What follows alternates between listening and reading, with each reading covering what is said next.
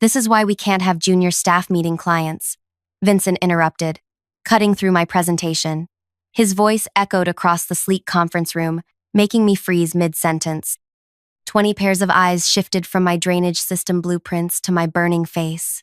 Your alternative approach lacks practical experience. The conventional method has worked for decades. I gripped my tablet tighter as Vincent smiled condescendingly. He'd been director for exactly 6 months and seemed determined to squash every innovative idea from anyone below senior level. The client, an older woman from city planning, adjusted her glasses. Actually, I'd like to hear more from. She squinted at my badge, then her eyes widened. Are you related to Ellery Reed, the engineer who revolutionized flood prevention during the coastal disaster? Vincent's smirk vanished as he glanced between us. Yes, I replied quietly. He's my father. Before I continue this story, know that revenge doesn't always come with dramatic confrontations. Sometimes, it's the quiet dismantling of someone's power that brings the most satisfaction. If you've ever been underestimated or pushed aside, you'll understand why I couldn't let this go. Stay with me till the end. My name is Ellery Reed. At 28, I've spent my entire life trying to escape my father's shadow. Ellery Reed isn't just an engineer. He's the engineer who developed systems that saved thousands of lives during the worst flooding disaster in our country's history. His methods revolutionized urban planning worldwide. Growing up as his daughter meant teachers expected brilliance and classmates assumed favoritism with every high grade. I graduated with honors in civil engineering, then made a decision that shocked my family. I applied to Waterstone Engineering under a simplified resume that minimized my academic achievements and made no mention of my father. I wanted to succeed based on merit, not family connections. My father never knew I applied there. One phone call from him would have secured me a senior position. Instead, I started in entry level, working twice as hard as everyone else. For 2 years, I earned modest promotions through dedication and innovation. My immediate supervisor, Terrence, recognized my talents, but everything changed when he transferred and Vincent arrived. Vincent came from a prestigious firm with slick presentations and outdated methodologies. In his first week, he rejected 3 innovative proposals from junior staff, including my water conservation model that could have saved our municipal clients millions annually. His mantra became, "We follow proven protocols. Innovation comes with seniority." The morning of that fateful client meeting, I'd spent hours preparing my alternative drainage approach. The city's aging infrastructure couldn't handle another rainy season without improvements, and the conventional method would mean 3 months of disruptive construction. My solution cut that time in half while improving water dispersal by 30%. Vincent hadn't even looked at my proposal before the meeting began. After the client recognized my name, the atmosphere shifted instantly. Vincent stammered, "Ms. Reed has been a valuable team member, although still developing her expertise. Perhaps we should discuss both approaches." Gwendolyn Archer, the city planning representative, removed her glasses. "I'd very much like to hear Ms. Reed's full proposal. Edmund's daughter working on our project seems quite fortunate." The rest of the meeting transformed. Vincent nodded enthusiastically at my every point, claiming he'd always appreciated my fresh perspective. The same ideas he'd dismissed minutes earlier were suddenly innovative considerations worth exploring. I felt hollow despite winning the room. This wasn't recognition of my work. It was the power of my father's name. Walking back to my desk afterward, my colleague Priya caught up with me. "That was something else," she whispered. "Vincent looked like he swallowed a toad when he realized who your dad is." Priya Nair had joined the firm 3 months before me. Brilliant and understated, she'd developed a revolutionary water filtration system that Vincent had rejected last month without even testing the prototype. We'd become allies in the struggle against his outdated thinking. "I hate that it happened this way," I admitted. 2 years of keeping my background quiet gone in a second. "Maybe it's for the best," Priya suggested. "Now he can't keep dismissing you." "But he'll keep dismissing everyone else," I said, "including you." She shrugged. "I'm used to it. Women of color in engineering. We develop thick skin." That evening, I received an email from Vincent requesting a private meeting the following morning. I spent the night debating whether to mention my father or pretend nothing had changed. Vincent welcomed me with unusual warmth the next day. Ellery, I've been reviewing your file. Your work has consistently exceeded expectations. I believe you're ready for more responsibility. I kept my expression neutral. Interesting timing for that realization. His smile faltered slightly. I've always valued your contributions. Perhaps I haven't expressed that clearly. You expressed yourself very clearly yesterday, I said, before and after learning who my father is. Vincent leaned back. Your father's accomplishments are impressive, but that's not why I called this meeting. The city project needs someone with your perspective. I'd like you to lead the drainage system redesign. The opportunity was exactly what I'd worked for, but the circumstances felt wrong. And if I decline? His confusion seemed genuine. Why would you? It's a career advancement. I want to earn my promotions, not receive them because you're afraid my father might call. Vincent's expression hardened. That's unfair. Your work merits recognition. It merited recognition yesterday morning too, and Priya's filtration system deserved more than a dismissive rejection. That system had practical implementation issues, he insisted. Issues you never bothered to explore because Priya is just a junior engineer. He sighed heavily. I understand you're upset about yesterday, but this opportunity— I'll accept on one condition, I interrupted. Priya's filtration system gets a proper evaluation and testing budget. Vincent hesitated, then nodded. I can arrange that. I left his office with mixed feelings. I'd secured a testing budget for Priya's project, but at what cost? Would my colleagues now see me as someone who leveraged family connections? Over the following weeks, Vincent's behavior shifted dramatically, toward me at least. He invited me to senior meetings, praised my inputs, and repeatedly mentioned how he'd always seen potential in me. Yet his treatment of other junior staff remained unchanged. Ideas were dismissed without proper consideration. Innovation remained the domain of senior engineers. Priya's filtration system received its promised evaluation but with minimal resources and restrictive parameters. When it inevitably underperformed under those constraints, Vincent smiled sympathetically. See, this is why experience matters. Good concept, impractical execution. I watched Priya's shoulders slump as months of work was dismissed. That night, I called my father for the first time in weeks. Dad, how did you handle people who refused to see the value in new approaches? Edmund Reed's laugh rumbled through the phone. You found one of those, did you? Engineering is full of them. People who mistake familiarity for reliability. This director at work, he's stifling everyone, especially the younger engineers. Ah, the old guard. They forget that every proven method was once an untested innovation. He paused. Does he know you're my daughter? I hesitated. He does now. That's part of the problem. He treats me differently, but still dismisses everyone else. Then you have leverage, my father said simply. Use it wisely. I don't want special treatment. Then don't use it for yourself. Use it for others. His words stayed with me.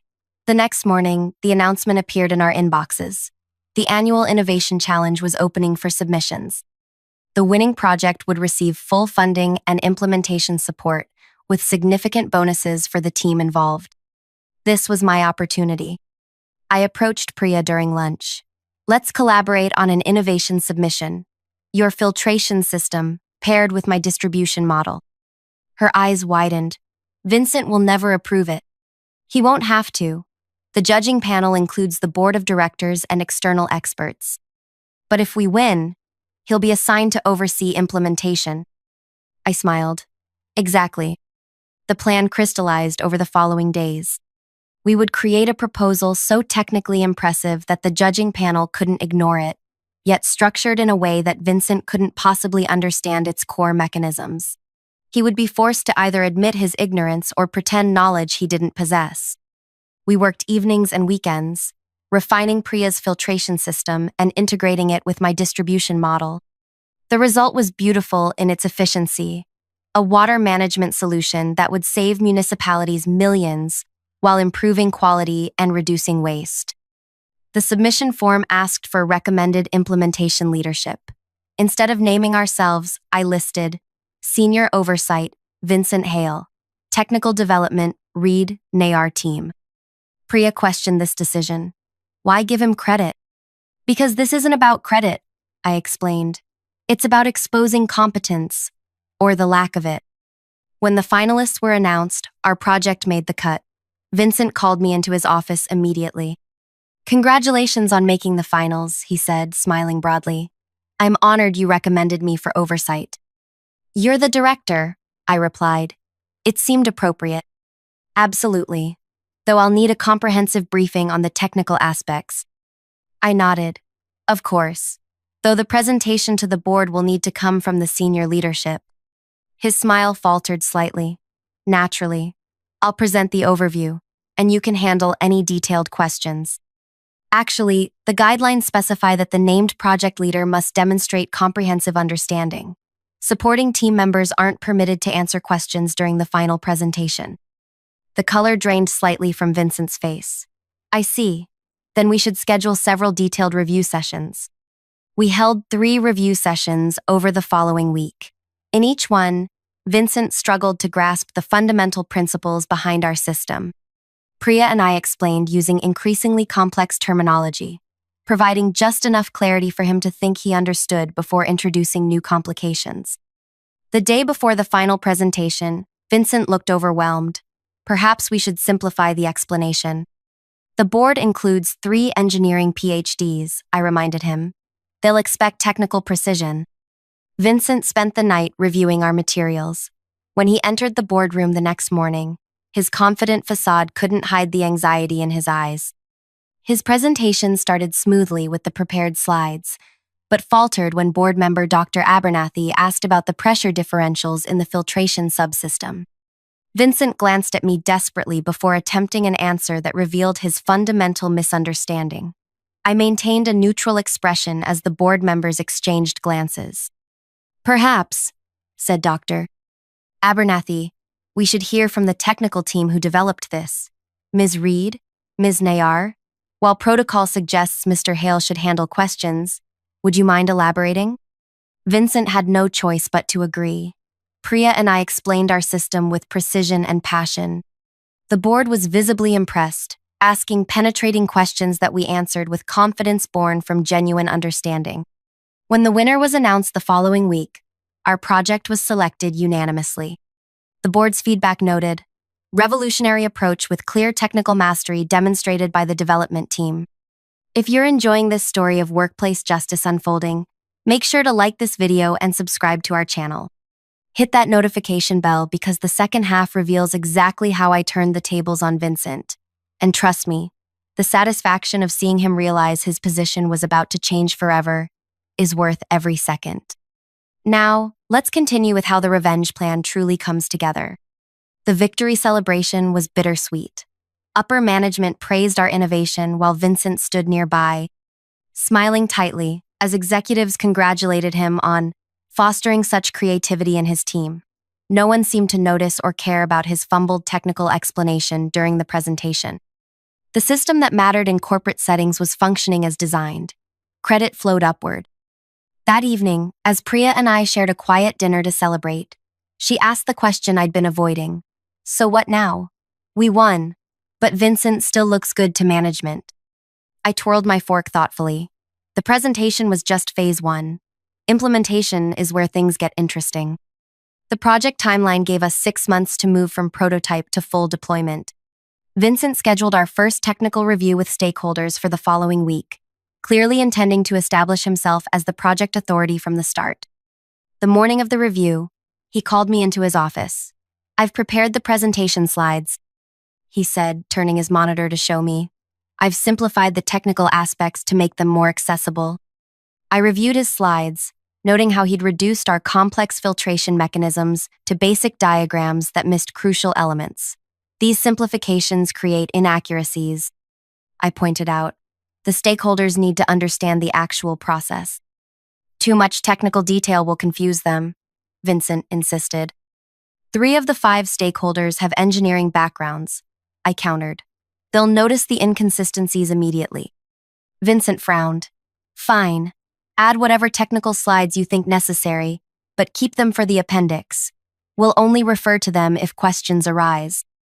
I nodded and returned to my desk, where Priya waited expectantly.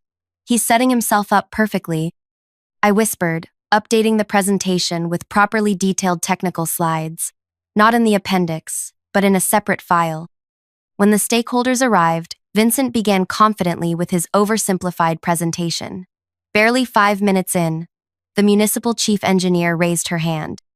This overview seems to omit the pressure differential mechanics that made your proposal superior to conventional systems. Could you elaborate on that? Vincent paused, clearly searching for words. Of course, the differential pressure creates efficiency through advanced flow dynamics. The stakeholders exchanged glances. Perhaps a more detailed explanation? Pressed the engineer. Vincent looked at me desperately. I opened my laptop and displayed the technical slides I'd prepared. If I may, I've prepared some additional materials that might address your question. For the next 40 minutes, I explained the system's core innovations while Vincent stood awkwardly to the side, occasionally interjecting with generic phrases like exactly as we envisioned, or precisely the advantage we identified. By meeting's end, it was clear to everyone who truly understood the project. As we gathered our materials, the municipal engineer approached me directly. Miss Reed, I'd appreciate it if you could be my direct contact for technical matters going forward. Vincent overheard and quickly inserted himself. All communication should flow through proper channels. As project director, of course, the engineer interrupted smoothly. But for technical questions, I'd prefer speaking with Ms. Reed directly. Efficiency, you understand. This pattern repeated across subsequent meetings. Vincent would begin presentations, struggle with technical questions, and eventually yield the floor to me or Priya. Each time, his authority eroded further while our credibility grew. 3 months into implementation, we faced our first major challenge when groundwater complications threatened to delay construction. Vincent called an emergency team meeting, visibly agitated. This setback could cost us weeks, he announced. We'll need to revert to conventional methods for this section. Priya raised her hand. Actually, our system can adapt to these conditions. The modularity we built into the filtration components allows for reconfiguration. Vincent dismissed her suggestion immediately. That's too experimental. We can't risk further delays. It's not experimental, I countered. It's precisely why our system won the innovation challenge. Adaptability under variable conditions. Theory is different from practice, Vincent insisted. I've made my decision. Rather than argue further, I nodded. We should inform the stakeholders of this change then. They'll need to approve the additional budget and timeline extensions. Vincent hesitated. Is that necessary? Absolutely. Conventional methods will increase costs by approximately 30% and extend the timeline by 5 weeks. That requires stakeholder approval. The color drained from Vincent's face. The project was already under intense scrutiny from upper management, who had promoted it as both innovative and efficient. Explaining why they were abandoning those benefits would raise uncomfortable questions. Perhaps we should explore Priya's suggestion further before making that decision, he conceded. Priya's reconfiguration worked perfectly. The groundwater issue was resolved without delays, further cementing our technical credibility while highlighting Vincent's knee-jerk conservatism. As the project neared completion, results exceeded expectations. Water quality improved by 40%, while operational costs decreased by 25% compared to projections. Local news covered the innovation, interviewing municipal officials who praised the forward-thinking engineering approach. The success caught the attention of neighboring counties. Representatives from 3 municipal authorities requested meetings to discuss implementing similar systems in their regions. Vincent eagerly scheduled these presentations, clearly seeing them as opportunities to rebuild his damaged reputation. The evening before the first presentation, I received a call from Gwendolyn Archer, our original client. Ellery, I wanted to give you advance notice. The county commissioners were so impressed with your work that they're proposing an expanded regional project. They specifically requested you as project leader. My heart raced. That's unexpected. Not to me, Gwendolyn replied. They recognize who truly understands this system. Your director will be informed tomorrow. I thought you deserved to hear it first. The following morning, Vincent conducted his presentation with renewed confidence, unaware of what was coming. When he finished, the county executive smiled and delivered the news. We're prepared to commit to an expanded implementation across 3 counties, with Ms. Reed designated as project leader.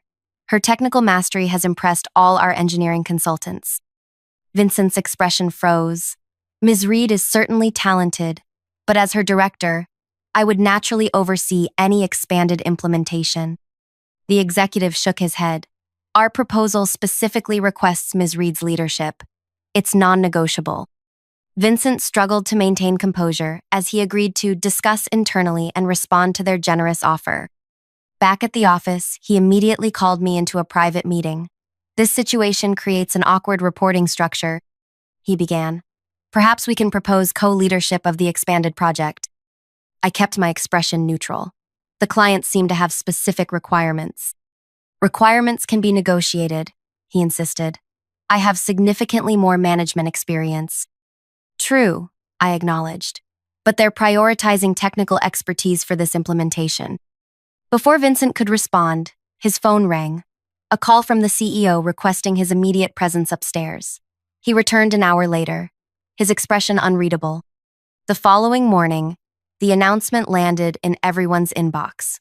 The company was creating a new innovation implementation division focused on cutting-edge water management solutions.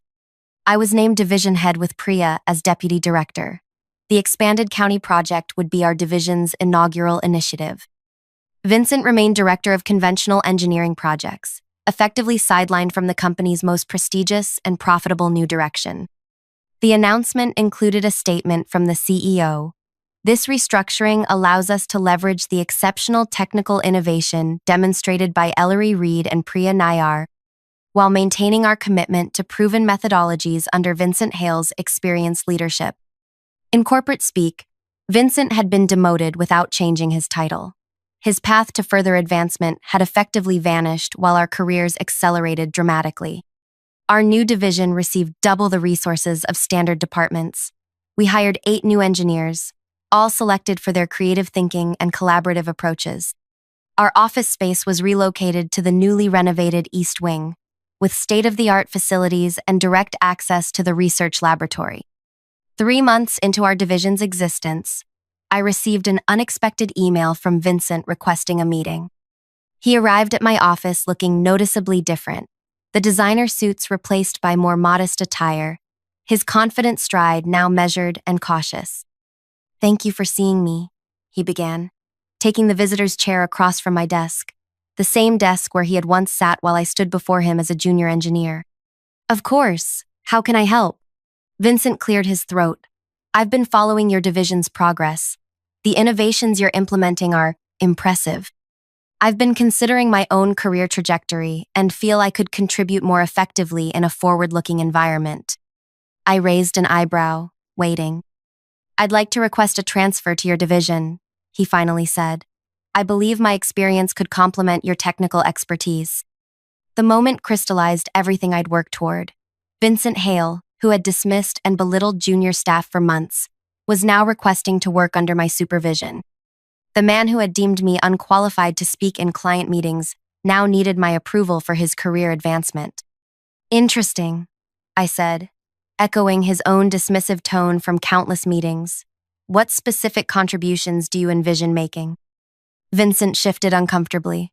"My project management experience could help streamline implementation processes. We've actually developed new implementation protocols that have reduced deployment time by 40% compared to conventional methods," I replied, "but I appreciate your interest." Hope and desperation mingled in his expression. We both knew his current position had become a career dead end. The company's focus had shifted toward innovation, leaving his department with decreasing resources and visibility. I could have rejected his request. Part of me wanted him to experience the same dismissal he had so casually inflicted on others. But revenge wasn't my goal. Transformation was. "I'll consider your request," I said finally. "But I should be transparent. Our division operates differently. Ideas are evaluated on merit, not seniority. Everyone participates in innovation development, regardless of position. Could you adapt to that environment? Absolutely, Vincent replied too quickly. I've always valued fresh perspectives. I nodded, not bothering to challenge his revisionist history. I'll discuss this with my team and let you know our decision. That evening, I met with Priya to discuss Vincent's request. You're not seriously considering it? She asked incredulously. I am, but not for the reasons he thinks. I explained. Having him work under our system, seeing daily how successful collaborative innovation can be, that's a more effective lesson than rejection. Priya considered this. And where exactly would he fit? I smiled. I think the water filtration optimization team could use another member, under your direct supervision. Priya's eyes widened as she understood. You want him to report to me? The same person whose filtration system he dismissed without testing? Exactly. But only if you're comfortable with it. A slow smile spread across her face. I think I could manage that assignment. 1 week later, Vincent received notification of his accepted transfer. As a senior project coordinator reporting directly to Deputy Director Priya Nayar, focusing on filtration system optimization. His first day in our division, I watched him navigate our collaborative workspace. Gone was his private office with its closed door and hierarchical trappings. Here, even I worked at a desk in the open floor plan, separated from others only by glass partitions that maintained visibility and accessibility. During his orientation, Vincent learned our division's operating principles. Ideas were submitted anonymously for initial evaluation to prevent bias. Feedback was constructive and specific. Implementation teams included members from all experience levels, and most importantly, credit was shared accurately among contributors. Over the following weeks, I observed his gradual transformation. Initially, he attempted to dominate discussions with appeals to experience rather than evidence. When this approach failed to gain traction, he began listening more and speaking less. Priya's leadership style, supportive but uncompromising on technical rigor, left him no choice but to adapt. 3 months into his new role, Vincent contributed his first valuable insight to a distribution challenge. The team incorporated his suggestion, with proper attribution. At the subsequent division meeting, Priya highlighted his contribution alongside others. The genuine recognition for actual merit seemed to affect him deeply. One evening, as most staff had departed, I noticed Vincent working late, helping a newly hired engineer troubleshoot a simulation problem. Their heads bent together over the computer, hierarchy forgotten in the collaborative process. When they solved the issue, their shared excitement was visible even from across the room. As Vincent gathered his things to leave, he noticed me watching and approached my desk. I need to say something, he began awkwardly. I understand now what you were trying to tell me all those months ago. About evaluating ideas on merit, not seniority. About the value in junior perspectives. He paused. I was wrong, and I'm sorry. I nodded, accepting his apology without diminishing its importance by dismissing it. This division runs the way engineering should, he continued. Everyone contributing based on what they know, not where they sit in the hierarchy. That was always the goal, I replied. Good engineering isn't about protecting territory. It's about finding the best solutions, regardless of where they originate. Vincent nodded thoughtfully. I wish I'd understood that sooner.